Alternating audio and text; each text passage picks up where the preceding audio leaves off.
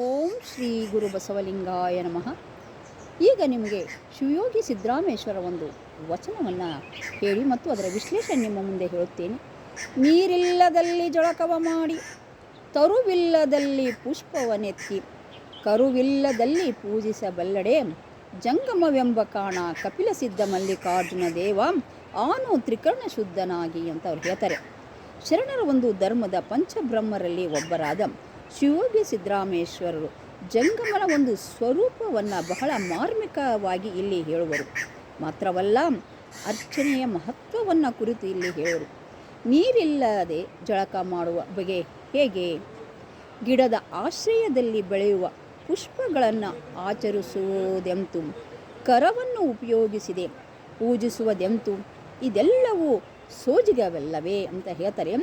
ಇಳೆ ಮಳೆ ಬೆಳೆ ಎತ್ತು ಬಿತ್ತು ಸಕಲ ಪಡಿ ಪದಾರ್ಥಗಳನ್ನು ದಾನವಾಗಿ ಇತ್ತ ಮಹಾದಾತನಿಗೆ ಕೃತಜ್ಞತಾ ಸಮರ್ಪಣೆಯನ್ನು ಮಾಡಲಿಕ್ಕೆ ನಾವು ನೀರಿನಿಂದ ಜಳಕ ಮಾಡಿ ಕೈಯಿಂದ ಪೂಜಿಸಿ ಪರಿಕರಗಳನ್ನು ಸಮರ್ಪಿಸುವುದುಂಟು. ಇದು ಅಷ್ಟ ವಿಧಾರ್ಚನೆ. ಇದನ್ನು ಗುರಿ ಇನ್ನೇನಾದರೂ ಉಂಟೆ ಅಂತ ಅವರು ಸಿದ್ದರಾಮೇಶ್ವರ ಹೇಳ್ತಾರೆ. ಅದೇ ಸಾಕಾರದ ಒಂದು ಅರ್ಚನೆಯಿಂದ ನಿರಾಕಾರದತ್ತ ಸಾಗುವುದು, ಕುರುಹಿನಿಂದ ಅರುಹವನ್ನು ಪಡೆಯುವುದು, ಸ್ಥೂಲದಿಂದ ಸೂಕ್ಷ್ಮಕ್ಕೆ ಏರುವುದು ಅಂತ ಭಾಳ ಚೆಂದಾಗಿ ಹೇಳಿದರು. ಶುಚಿತ್ವ, ಶುದ್ಧತ್ವ, ದಿವ್ಯತ್ವ ಎಂಬ 3 ಸಾಧನೆಗಳನ್ನು ಮುಮುಕ್ಷವ ಜೀವನದಲ್ಲಿ ನಡೆಯಬೇಕಂತ ಅವ್ರು ಹೇಳ್ತಾರೆ. ದೇಹ ಶುಚಿಯಾಗುವುದು ನೀರಲ್ಲಿ ಮೀಯುವುದರಿಂದ ಅಲ್ಲ ಅಂತ ಹೇಳ್ತಾರೆ. ದೇಹ ಶುದ್ಧಿಯಾಗುವುದು ಸತ್ಕಾರ್ಯಗಳನ್ನು ಪರೋಪಕಾರವನ್ನು ಕಾಯಕವನ್ನು ಮಾಡೋದರಿಂದ ಅಂತ ಹೇಳ್ತಾರೆ. ದೇಹವು ದಿವ್ಯವಾಗುವುದು ಪೂಜೆ ಜಪ ತಪಗಳಿಂದ ಅಂತ. ಅದೇ ರೀತಿಯಲ್ಲಿ ವಾಗೀಂದ್ರಿಯಗಳ ಸ್ವಚ್ಛವಾಗುವುದು ಅಂದರೆ ನಮ್ಮ ಅಂತರಾತ್ಮ ಸ್ವಚ್ಛವಾಗುವುದು. ತೊಳೆಯುವಿಕೆ ಅಂತ ಅಂದರೆ ನೀರಿನಿಂದ ಮೈ ಮೇಲೆ ನಾವು ಸ್ನಾನ ಮಾಡ್ತೀವಿ. ಆ ಸ್ನಾನ ಮಾಡೋದ್ರಿಂದ ನಮಗೆ ನಮ್ಮ ಅಂತರಂಗ ಸ್ವಚ್ಛ ಆಗೋದಿಲ್ಲ. ಮೇಲೆ ನಾವು ಸ್ನಾನ ಮಾಡಿದ್ರೆ ಅಂತರಂಗ ಸ್ವಚ್ಛ ಆಗೋದಿಲ್ಲ.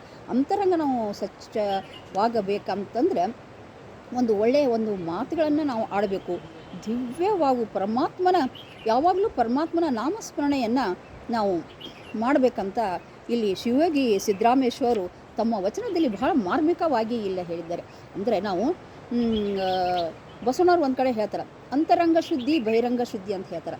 ಏನು ಬಹಿರಂಗ ಶುದ್ಧಿ ಎಷ್ಟು ನಮಗೆ ಮಹತ್ವ, ಹಾಗೆ ಅಂತರಂಗ ಶುದ್ಧಿಯೂ ಕೂಡ ಬಹಳ ಮಹತ್ವವಾಗಿದ್ದಂಥ ಬಸವಣ್ಣವರು ತಮ್ಮ ಒಂದು ವಚನದಲ್ಲಿ ಹೇಳ್ತಾರೆ. ಇದಿಷ್ಟು ಶಿವಯೋಗಿ ಸಿದ್ದರಾಮೇಶ್ವರ ವಚನ ಮತ್ತು ವಿಶ್ಲೇಷಣೆ ನಿಮ್ಮ ಮುಂದೆ ಹೇಳಿದ್ದೇನೆ.